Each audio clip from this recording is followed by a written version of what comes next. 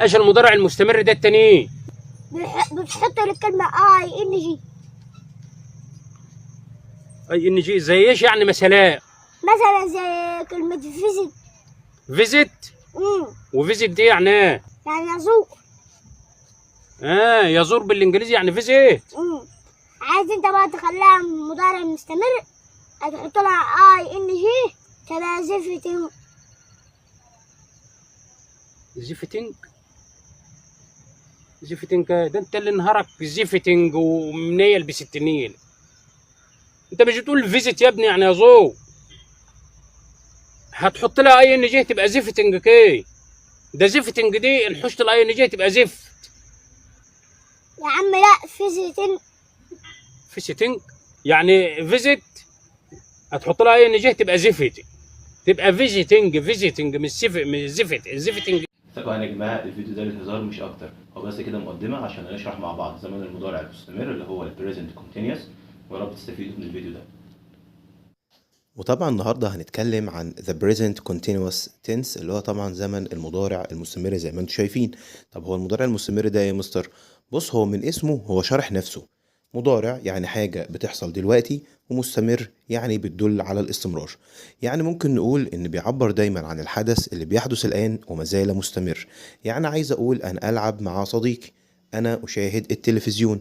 الحاجات دي كلها بتحصل دلوقتي، فبالتالي بقت هي مضارع ومضارع مستمر. طيب بالنسبة للفورمينج اللي هو التكوين، طبعا زي اي جملة عادية خالص، المضارع المستمر بيتكون من فاعل وفعل ومفعول اللي هو السبجكت والفيرب والاوبجكت. طيب الفعل في زمن المضارع المستمر بقى شكله ايه؟ طبعا هو ما قلنا في البداية هو اي فعل في المصدر واخره اي ان جي. يعني زي كلمة visit هتبقى visiting، كلمة do هتبقى doing. بس طبعا خلي بالك ان الاي ان جي مش بتنطق حرف جي، ما تقولش visiting، هي اسمها visiting، اخرنا حرف الان، ما تزودش عن حرف الان خالص. وده تكوين زمن المضارع المستمر اللي هو الفعل زائد اي ان جي. تمام كده؟ تابع معايا. طيب يا مستر، هو اي ان جي بس؟ طبعا لا، المفروض الجمله بتاعتنا بتبتدي طبعا بالفاعل، وبعد الفاعل بستخدم ام او از او ار، بيجوا بعد الفاعل مباشره وبعدهم الفيرب بلس اي ان جي. زي ما حضراتكم شايفين عندنا اي بيجي معاها كلمه ام، هي وشي وات، واي اسم مفرد بستخدم معاها از، وعندي كمان they وي ويو او اي اسم جامع بستخدم معاهم كلمه ار. طيب تعالوا مع بعض نشوف بعض الامثله. اول مثال بيقول I am playing football، he is playing football، they are playing football. زي ما حضراتكم شايفين ان احنا عندنا في المثال الاول كلمه I استخدمت معاها am وبعد كده الفيرب بلس اي ان جي، المثال الثاني is وبرضه فيرب بلس اي ان جي، والمثال الثالث are وفيرب بلس اي ان جي. طيب لو انا حبيت اعمل سؤال، بسيطة جدا، كل اللي انت هتعمله بدل ما كنا هنكتب الجملة he is playing football، هتبدل مكان الفعل المساعد اللي هو is في بداية الجملة، فهيبقى السؤال بتاعك is he playing football، is he playing football. كل اللي انا عملته بدلت is في البداية بعد ما كانت جاية بعد الفاعل مباشرة. وطبعا الإجابة هتكون بكلمة yes أو كلمة no. لو جاوبت بكلمة yes هقول yes he is playing football لو أنا عايز أكتب جملة كاملة، لو عايز أختصر شوية هقول yes he is. طيب يا مستر لو حبيت اجاوب بالنفي، سهله جدا طبعا. لو السؤال بيقول لك is he playing football، طبعا هتقول له no he is not playing football، he is not playing football لو اجابه كامله. لو حبيت تختصر هتقول no he is not.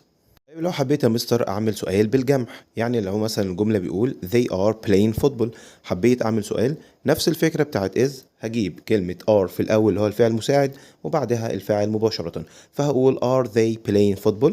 طبعا الاجابه هتكون yes they are playing football لو انا حبيت اعمل اجابه كامله او جمله كامله، وممكن اقول yes they are لو انا حبيت اختصر الاجابه.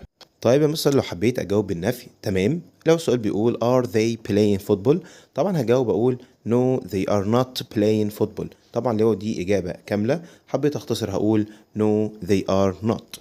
طيب لو حبيت تنفي الجمله، بتنفي طبعا الفعل المساعد اللي هو am بكلمه not، وكلمة is بنفيها بكلمة not وممكن اختصرها بكلمة isn't، وعندي are بنفيها برضو بكلمة not واختصرها بكلمة aren't، يبقى عندي isn't aren't am not. طيب يا مستر، هعرف ازاي ان الجملة اللي قدامي بتدل على زمن المضارع المستمر؟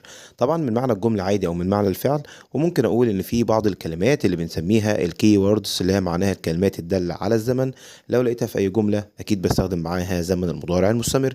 زي الكلمات اللي حضراتكم شايفينها. اول كلمة عندي اسمها now اللي هي معناها الان. listen يعني استمع او انصت. look معناها انظر.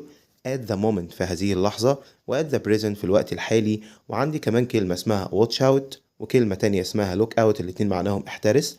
وعندي كلمة today وكلمة اسمها tonight، وعندي كلمة still. افتكر دايما ان بنقول عليها today مش today. وتعالوا نشوف بعض الاكزامبلز او الامثلة. اول مثال بيقول now I am visiting my friend.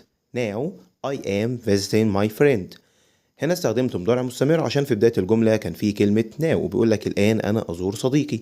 الجملة التانية أو المثال التاني بيقول listen they are talking. listen they are talking. استمع هم يتحدثون. وفي ملحوظة مهمة جدا بالنسبة للأفعال لما بزود عليها ال ing. طبعا كل الأفعال بنزود عليها ing مفيش مشكلة خالص، ما عدا الأفعال اللي تنتهي بحرف ال E. طبعا لما بنزود عليها ing بحذف حرف ال E خالص وازود ing. زي مثلا عندنا كلمة ride اللي هي معناها يركب أو يمتطي، بنزود عليها ing بحذف ال E خالص وبزود ing. فكلمة ride السبيلنج بتاعها هيكون riding ring مفيش فيها أي E خالص. الفيرب التاني اللي هو كلمة lie لا معناها يكذب أو يركض أو يستلقي. طبعا بتنتهي IE بنحذف الIE خالص واكتب مكانها حرف الواي وبعد كده بزود ING. فكلمة lie هتبقى lying. كلمة run من الكلمات اللي بتنتهي بحرف ساكن وقبلها حرف متحرك، وزي ما احنا فاكرين الحروف المتحركة كانت 5 حروف اللي هي ال A E I O U. لو الكلمة انتهت بحرف ساكن وقبلها حرف متحرك بنضاعف الحرف الأخراني اللي هو الحرف الساكن.